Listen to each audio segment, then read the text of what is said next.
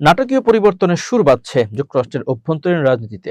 আগ্রাসনমূলক কঠোর সব নীতি বাস্তবায়ন করতে গিয়ে একের পর এক হঠকারী সিদ্ধান্ত নিয়ে কঠিন পরীক্ষার মধ্যে পড়ে গেছেন মার্কিন প্রেসিডেন্ট ডোনাল্ড ট্রাম্প। পুরো 50 অঙ্গরাজ্য এবার ফুঁসে উঠছে নো কিংস আন্দোলনে। প্লাকার্ড ব্যানার নিয়ে রাস্তায় নেমে এসেছেন প্রায় 80 লাখ মানুষ। সবার কণ্ঠে একটাই দাবি, ট্রাম্প হটাও।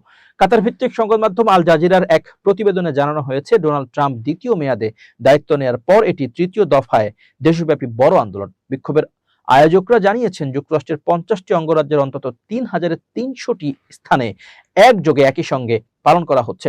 নিউ ইয়র্ক, লস অ্যাঞ্জেলেস এবং ওয়াশিংটন ডিসির মতো বড় শহরগুলোতে লাখ লাখ মানুষের উপচে পড়া ভিড় লক্ষ্য করা গেছে।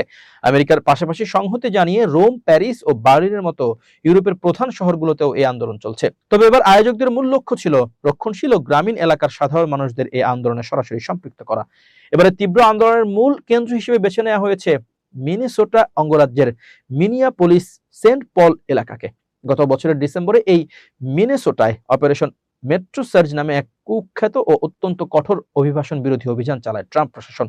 ওই অভিযানে প্রায় 3,000-এর বেশি ফেডারেল এজেন্ট মোতায়েন করা হয়েছিল এবং নির্বিচারে অতিরিক্ত বল প্রয়োগের গুরুতর অভিযোগ ওঠে।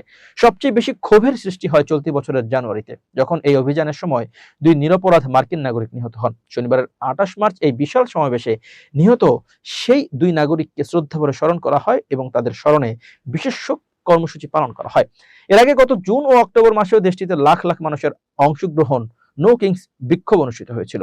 তবে এবারে 80 লাখ মানুষের এই রেকর্ড সমাবেশ রাজনৈতিকভাবে অত্যন্ত তাৎপর্যপূর্ণ, কারণ চলতি বছরের নভেম্বর মাসে যুক্তরাষ্ট্রে অনুষ্ঠিত হতে যাচ্ছে মধ্যবর্তী নির্বাচন। বিশ্লেষকরা মনে করছেন, নির্বাচনের ঠিক আগে এই বিশাল গণজাগরণ বড় ধরনের রাজনৈতিক বিপর্যয় ডেকে আনতে পারে ট্রাম্প প্রশাসনের জন্য।